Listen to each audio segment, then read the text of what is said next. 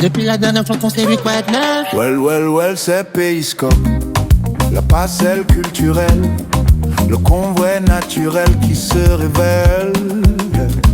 Well, mi bonne nouvelle, c'est un vent de fraîcheur qui souffle sur nos cœurs, la voix des défricheurs, l'expression des acteurs. Regardez, ça c'est well, Périscope, avec Fly nous paraît en way. Zot pouvez virer Périscope avec Fly la Guyane sa cabaye. Si to les fel, Périscope vini Si to pas to pouvez virer Périscope vendant la fraîcheur culturelle présentée par Airwell. C'est un vent de fraîcheur qui souffle sur nos cœurs, l'abondance des couleurs, des nuances en douceur. Regardez, ça c'est Périscope avec Fly nous paraît en way. J'oublie pas mes racines, je sais d'où je viens. Je suis heureux chaque mercredi d'accueillir un panel différent des acteurs, des lieux de culture, des programmations, des formations et des festivals. Et Annie Tingo, bienvenue, bonsoir, comment ça va? Bonsoir, ça va. Alors Annie Tingo Oyufat, pour être plus précis, vous êtes professeur de danse traditionnelle à Loukou, au Conservatoire de danse, théâtre de Guyane. Et vous avez notre casquette, et c'est pour ça que je vous invite aujourd'hui, c'est que vous êtes considérée comme la référente de la formation, de la validation des acquis de l'expérience professionnelle. Et en ce moment, c'est branle-bas de combat, tout pas tout café chaud, on peut dire ça. C'est ça, Annie? Oui, c'est bien ça. Nous verrons quel rôle vous avez joué dans tout cela et quel rôle vous continuerez de jouer. Je salue le karatéka, je salue le citoyen, je salue le conseiller territorial délégué aux langues, culture régionales et arts visuels de Guyane. Donc je salue une seule et même personne avec autant de casquettes, mais dans la vie, eh bien, faut se retrousser les manches, puis il faut se donner les moyens. Et ça, vous l'avez toujours fait, Serge. Ce sont des activités consenties que j'ai, pour laquelle je me sens responsable. Responsabilité associative, responsabilité politique, mais je suis en vacances. Alors, Serge Anguinam, vous avez passé 30 ans à la tête d'une structure qui forme, qui accompagne la culture et l'art en particulier, la musique. Il se trouve que c'est vrai que j'étais à l'origine de cette construction. Quand je dis construction, c'est pas le bâtiment en fait.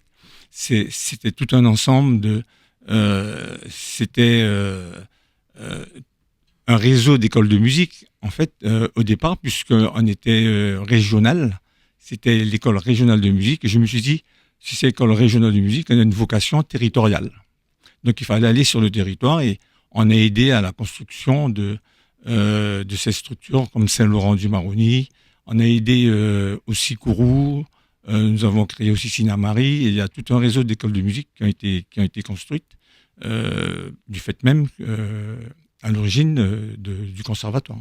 Alors Serge Anguinam, je vous propose d'écouter avec nos deux invités un petit extrait, et nous reviendrons, vous nous direz ce que vous en pensez, est-ce que les choses ont évolué, et pourquoi il y a de bonnes raisons d'espérer. Écoutez ça. Toute la famille, moi, yo ka ele, yo ka crier. Toute la journée, c'est yo ka di, moi. Chercher un autre travail pour ça faire. Ça pas facile pour faire moi laisser, non. Non, jamais ou pas ça fait moi quitter. C'est pas facile pour pécher moi battre.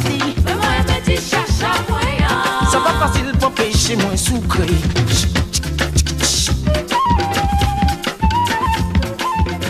Nous venons d'écouter une chanson signée Galion, c'est le groupe Diffé qui interprétait cette chanson, c'était peut-être dans les années 75 à peu près, et il disait « La vie artiste red ». Ça a été repris par Kali, « La vie artiste red ». Ça pas facile pour vivre qu'on l'est, c'est bien mal manqué au qu'à manger, surtout dans ces petits pays nous.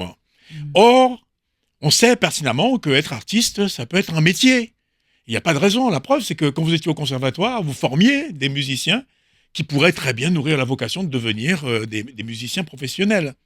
Donc, est-ce que les choses ont beaucoup changé et qu'est-ce que vous avez remarqué depuis que les choses se sont structurées et une structure d'accompagnement comme le CMDTG existe en Guyane? C'est vrai que les choses ont beaucoup changé puisque la musique, déjà au départ, était considérée comme étant un art qui ne s'apprenait pas. On n'étudiait pas la musique. Mm. Et puis, avec justement l'arrivée du conservatoire, les gens commençaient à quand même à voir les choses autrement. On a pensé que la musique pouvait s'étudier, effectivement. Et puis, les choses ont évolué, hein, et même le conservatoire a eu quand même une très forte influence en ayant des programmations de diffusion de la musique, des concerts qu'on organisait, etc. Eh bien, on avait un public qui se faisait, qu'on formait au fur et à mesure. Et puis voilà, les choses on ne peut pas dire que les choses sont restées. Non, c'est pas vrai. Ça a beaucoup évolué. Maintenant, il est difficile de vivre encore, mais ça a quand même évolué, puisque maintenant, il y a un statut d'intermittent du spectacle. Mm. Bon, c'est quand même intéressant. C'est-à-dire qu'il faudrait aussi que les collectivités municipales, surtout qui sont des collectivités de proximité, jouent le rôle et recrutent les gens qui se forment. On peut être musicien et aussi enseignant, on peut transmettre son art, on peut être aussi danseur, on peut transmettre son art, mais il faut bien vivre dans la musique puisque tout le monde n'a pas la chance d'être artiste international. Je vais passer la parole à Norma Claire, parce que forcément, ça vous interpelle, Norma. Oui. On peut être la réalité des chanteurs, des musiciens et des danseurs.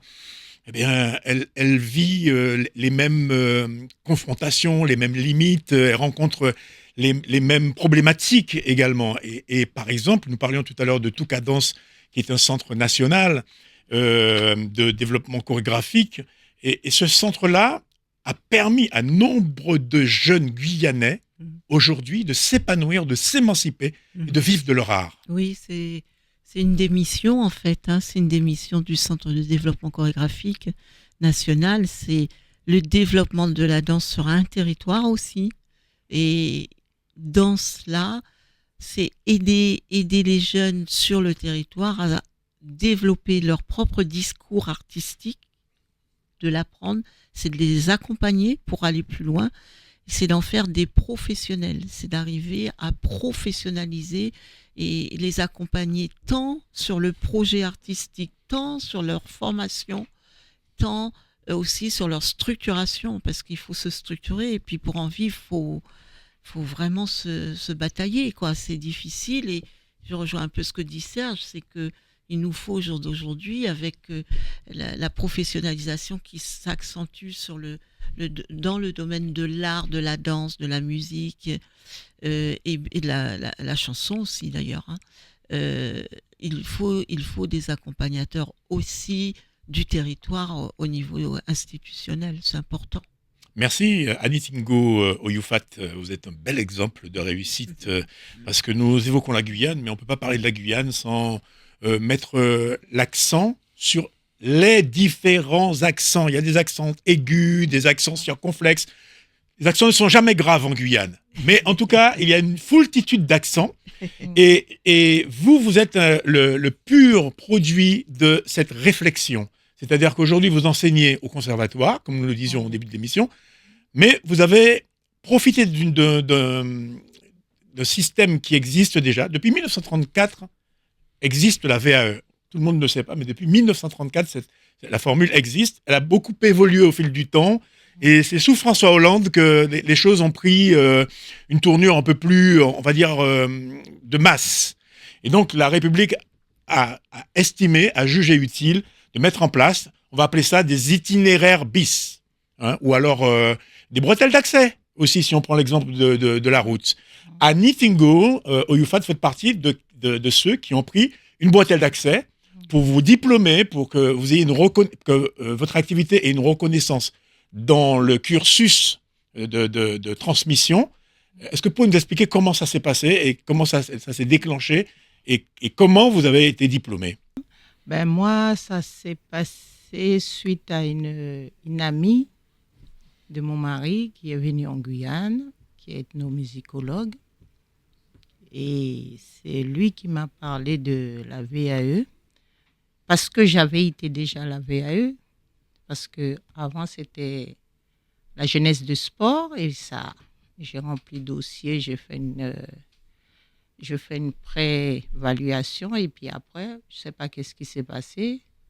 C'est resté lettre morte. Voilà. Ouais. Je n'étais pas encore été embauchée par le conservatoire. D'accord. Quand j'ai rencontré M. Jean-Baptiste, c'est mon mari qui me l'a présenté. Et il est venu voir mon travail. J'ai donné des cours au biais de l'association. Et après, il m'a expliqué tout le procédure et tout.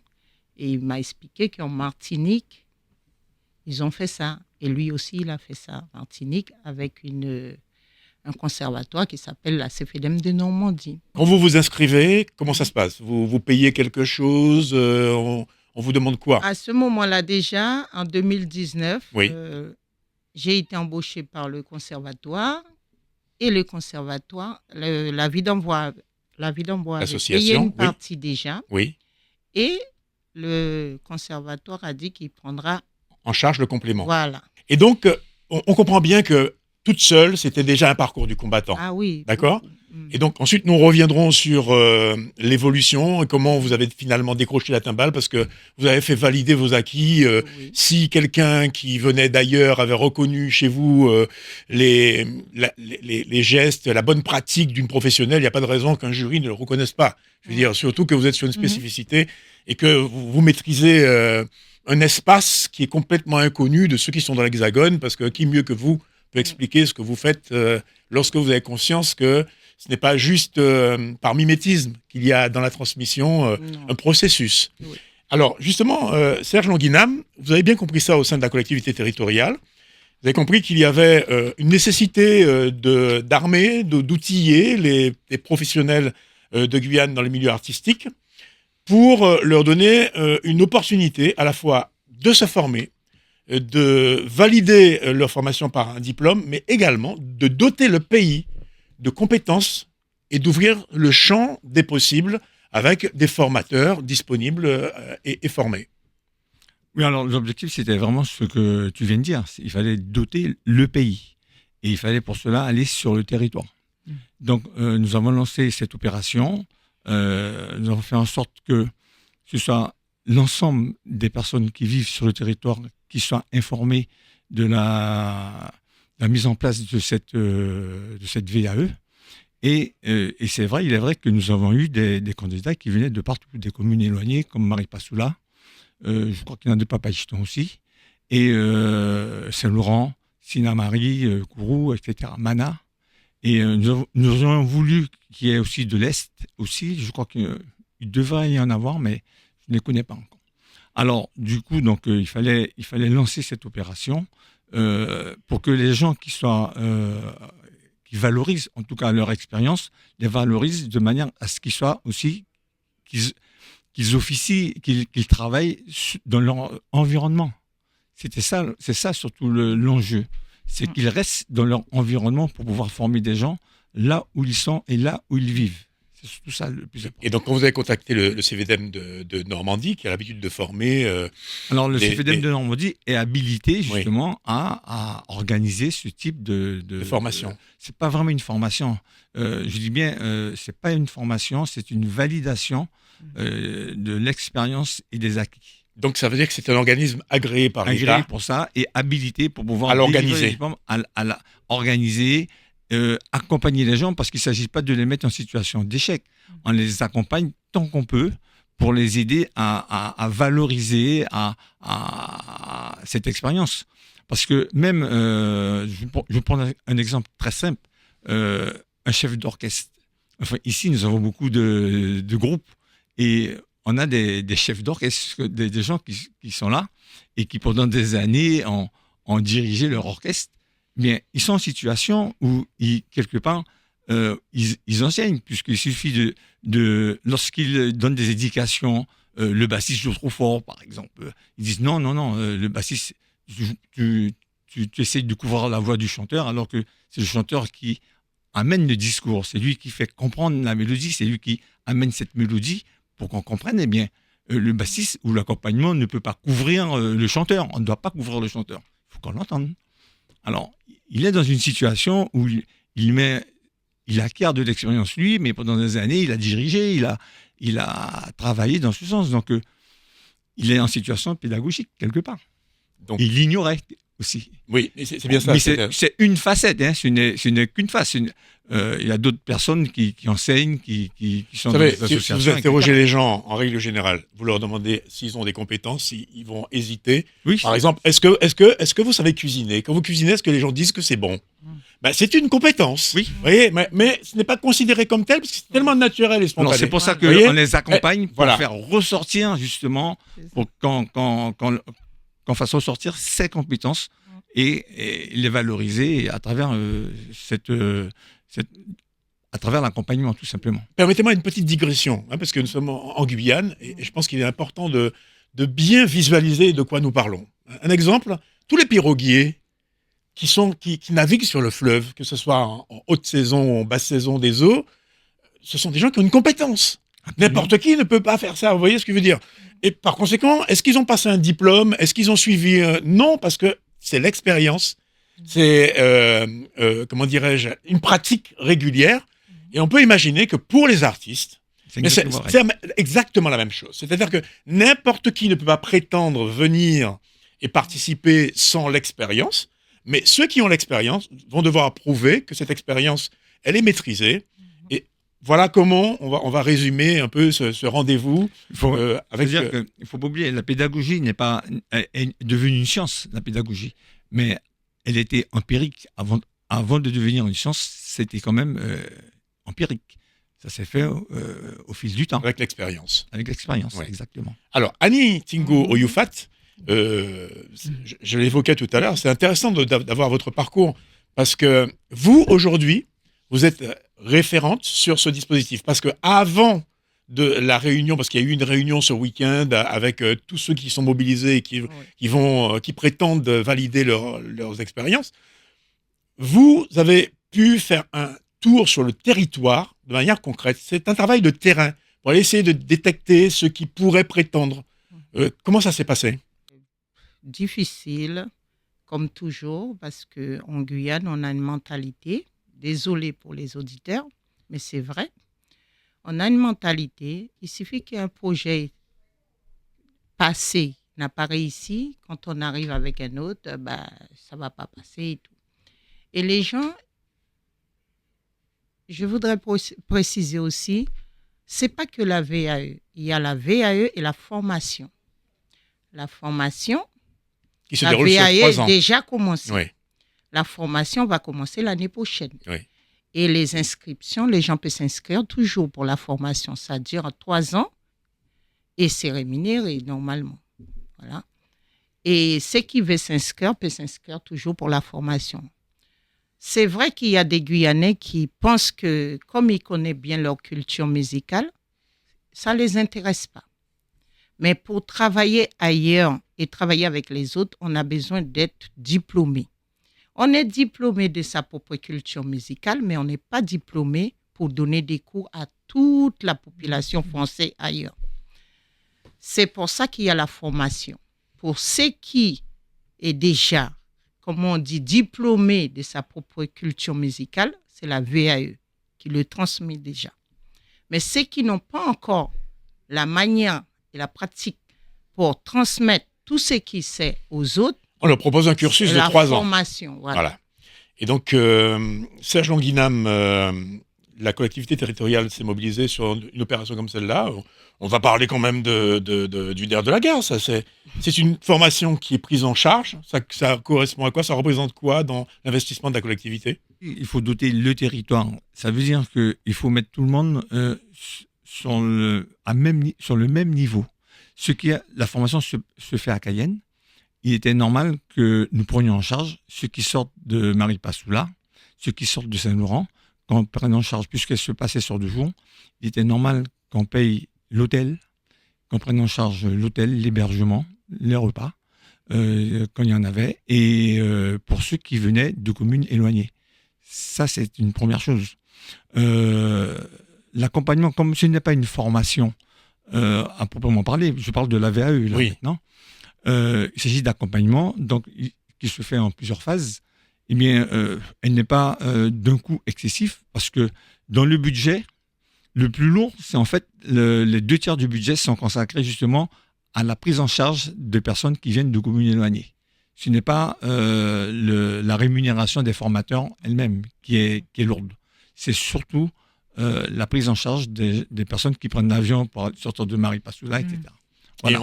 Et lorsqu'on doit faire les choses, il faut les faire bien. Oui. Il faut que tout le monde soit au même niveau de pouvoir avoir cette possibilité d'avoir cette VAE. Et ça participe du désenclavement aussi du territoire. Absolument. Parce que, Norma Claire, je sais également que dans le cadre des danses métisses, eh bien, vous mettez un point d'orgue à ce que tout le territoire soit visité, que tous les publics puissent bénéficier de ce dispositif exceptionnel qui mobilise des artistes du territoire, mais des artistes invités. C'est pareil. Comment vous vous organisez, comment vous y prenez pour que justement ces populations qui n'ont pas la possibilité d'accéder aussi simplement que ceux du littoral au spectacle vivant puissent en bénéficier? En fait, on passe beaucoup de temps au départ de préparation pour rentrer en contact avec les communes et de voir avec qui on va pouvoir travailler. Alors ça peut être les associations, ça peut être aussi le milieu scolaire, les écoles, les collèges, les lycées quand il y en a, et même aussi le maire quand il a un représentant culture ou un adjoint qui peut faire office. Et bien, c'est de rentrer avec toutes ces personnes-là, c'est expliquer le projet, puis leur dire il y a des artistes qui pourraient venir à telle période et donnez-nous le public, enfants, jeunes, adultes, et nous on fait le reste. Notre travail, c'est d'apporter les professionnels et de pouvoir vous les offrir dans les différentes structures, qu'elles soient associatives, qu'elles soient scolaires, périscolaires ou socioculturelles, etc. Et finalement, ça marche parce qu'il y a de la demande. Il y a de la demande, que ce soit pour la danse ou la musique, ou même pour le théâtre. Il y a tellement peu de choses sur les communes qu'il y a un accueil très structurant, très positif. Voilà, donc il faut plus de moyens. Il faut un peu plus de moyens pour développer tout cela. Mais, et pour nous, c'est important. Dans ce métier, c'est pas juste être sur Cayenne. C'est 11 jours, avec 11 jours où on va tourner, on va vraiment explorer le territoire et les différents publics. Et on a bien compris qu'il fallait entretenir un réseau, établir un maillage. Oui, vous avez connu ça aussi, Serge Anguinam, à l'époque où vous présidiez aux destinées du conservatoire, aller à Maripasoula, mobiliser des formateurs pour emmener la formation dans des endroits un peu plus excentrés, on va dire. Mais on a connu cette époque. Bon, je le racontais il n'y a pas très longtemps d'ailleurs, lorsqu'on était arrivé école régionale de musique. Je dis bien tout à l'heure qu'on on avait une vocation à aller sur le territoire. Eh bien, on allait à Saint-Laurent 2 fois par semaine pour aider cette école de Saint-Laurent que voulait le maire à l'époque, monsieur Léon Bertrand. Léon Bertrand. Oui. C'est lui qui voulait une école de musique à Saint-Laurent. Oui. Et on y allait 2 fois par semaine. Pendant 1 an, nous l'avons fait pour pouvoir justement aider à la construction qu'elle existe, cette école. Et elle existe encore. Bien. Alors, et on va actuellement sur le territoire. Nous allons sur Maripasoula, nous allons à Papayton, nous faisons des actions. Et nos conseils d'administration, on les fait plus maintenant sur Cayenne. Le prochain sera sur Mana. On le fait à Sinamari parce que nous sommes le conservatoire de Guyane. Et non, justement, le conservatoire de Cayenne. Eh bien, parlons-en, Serge Languinam. Quand vous étiez au conservatoire, à la tête du conservatoire, vous étiez souvent un peu irrité par l'intervention ou l'interventionnisme, on dira, des politiques. Aujourd'hui, vous êtes administrateur du conservatoire et vous êtes élu. Donc aujourd'hui, vous vous trouvez de l'autre côté. Comment ça se passe pour vous? Non, mais je suis très à l'aise. Je suis très à l'aise. Oui. Parce que c'est vrai que je me sens très à l'aise. Et d'ailleurs, la directrice qui est actuelle pourra vous le dire. C'est vrai que j'étais en conflit avec les présidents. À cause d'ingérence, vous estimiez qu'il y avait de l'ingérence dans la C'était pas de la l'ingérence vision au sein du conservatoire. L'ingérence n'était pas pédagogique, en fait. D'accord. L'ingérence était dans l'administration. Je crois que j'avais affaire à des personnes qui n'avaient pas encore bien compris le rôle de ce qu'était la politique. Parce que actuellement, le conservatoire, les rôles sont très clairs. Je fais de la politique, je vais sur le territoire, on essaye de mettre en réseau, en tout cas les écoles de musique qui existent entre elles. On se bat pour structurer, je me bats justement pour former des musiciens, des danseurs à travers cette fameuse VAE. On met en place une formation, je fais de la politique.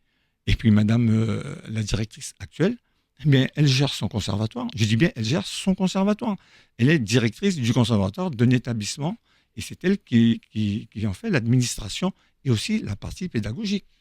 Merci. Donc les rôles sont très clairs. Mais il est bon de préciser les choses, parce qu'on oublie que ceux qui font de la politique, ce sont des citoyens. À la base, ce sont des citoyens. Mais après, il faut une vision. Et il faut une vision, il faut également qu'on se comprenne et que bête qui en pied bois passe à cadia à tête. Mais cette vision, elle consiste à structurer, à aller sur le territoire pour que tous les enfants, puisque les talents sont partout sur le territoire, ils existent partout. Et c'est aller sur le territoire pour aller en quête de ces talents, mais aussi installer des structures pour que ces talents puissent s'exprimer à travers ce territoire. C'est ça qu'il faut actuellement.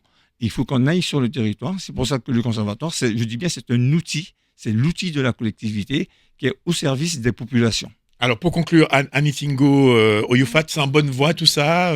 Comment on fait pour, par exemple, si on veut s'inscrire dans la formation qui viendra, le cursus de 3 ans, si on est artiste, si on a une activité artistique et que l'on veut suivre ce cursus, comment on fait? Soit on m'appelle, soit on appelle la CTG. Il y a des espaces qui sont ouverts pour ça. Et aussi la CFEDEM de Normandie. Moi, j'ai fait que remonter les formations et inscrire les gens, les accompagner à s'inscrire.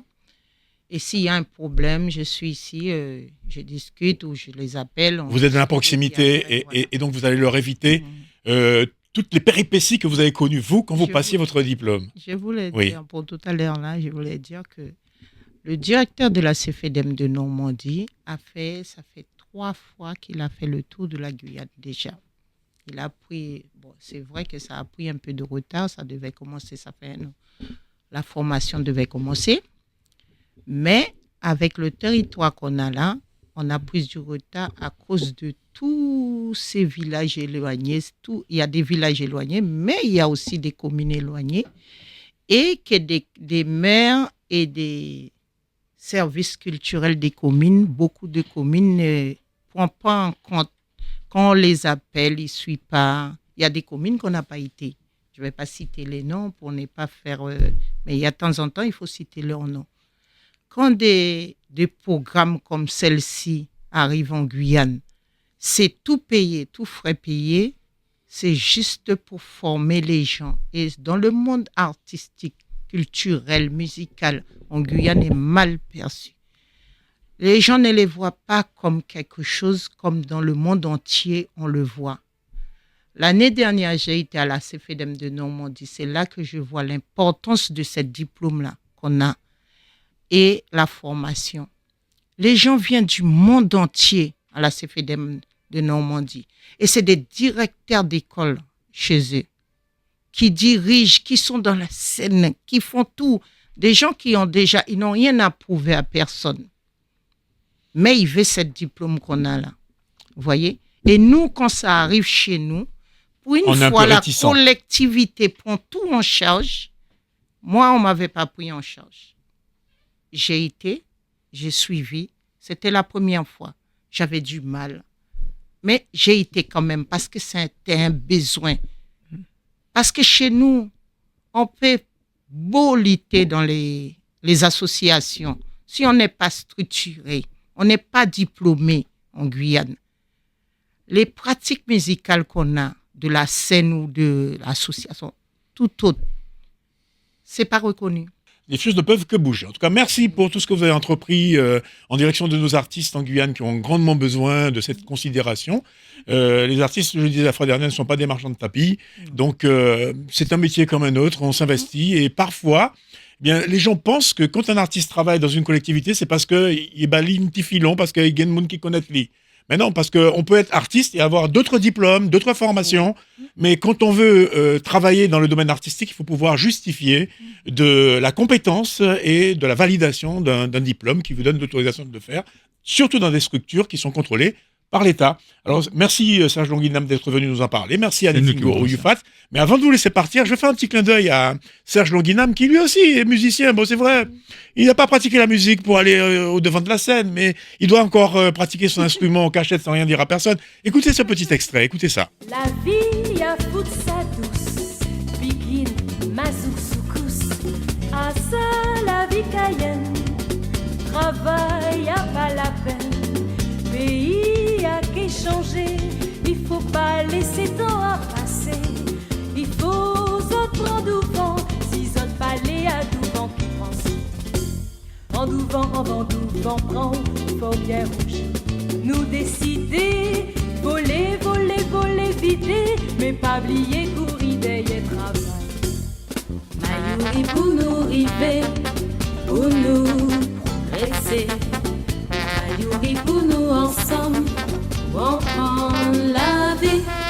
Je crois que ça peut pas être plus clair que ça. On nous prend du vent avant, du vent prend nous, et puis une mayouri pour nous vancer. Eh bien finalement, ça s'appelle joindre l'acte à la parole à l'acte. Monsieur Serge Longuinam, respect, vraiment. Je connais votre implication dans le milieu sportif. Ça dans l'avion. Mais belle équipe déjà à l'époque. Mais il faut continuer à nous produire des choses comme ça, conscientes, qui, quand on passe ça au révélateur, on se rend compte que finalement... J'étais dans l'avion et puis j'écrivais les paroles et puis la musique est venue toute seule après, mais il fallait écrire les paroles surtout. Bon, c'était pas si simple que ça. Mais merci d'être passé nous voir. Alors, vous occupez des arts visuels, mais vous vous occupez pas de l'audiovisuel. Non. Oui. L'audiovisuel aussi? Oui, parce que les arts visuels, c'est le cinéma, c'est la peinture, c'est la photographie. D'accord. Alors le jour où vous occuperez des idiots visuels, venez me voir. Je suis tout indiqué pour ça. Et puis donc je vais terminer en vous disant que comme vous êtes un formateur en karaté, en politique on trouve beaucoup de karaté. Mais je suis sûr que si vous continuez comme ça, Serge Longuinam, vous ferez un cas d'école. Merci d'être passé nous voir. Bon festival à vous, dans ce métis. Et puis moi je vous dis, prenez soin de vous, prenez soin des vôtres, et prenez soin des autres. Et puis allez tous vous faire aimer. Merci.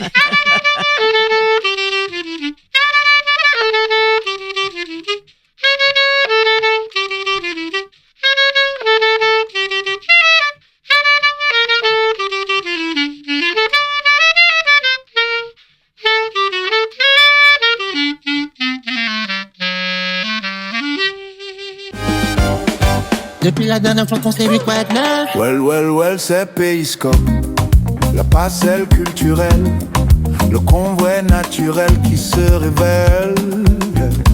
Well, mi bonne nouvelle, c'est un vent de fraîcheur qui souffle sur nos cœurs, la voix des défricheurs, l'expression des acteurs. Regardez, ça c'est well, Périscope avec Fly nous paraît en noyer. Well, zot pouvez virer well Périscope avec Fly la Guyane sa cabaye. Si to les well fel, Périscope vini well. Si to pas well, to pouvez virer well Périscope vendant well la fraîcheur culturelle présentée par Airwell. C'est un vent de fraîcheur qui souffle sur nos cœurs, l'abondance des couleurs, des nuances en douceur. Regardez, ça c'est well, Périscope avec Fly nous paraît en noir. J'oublie pas mes racines, je sais d'où je viens. Vini well.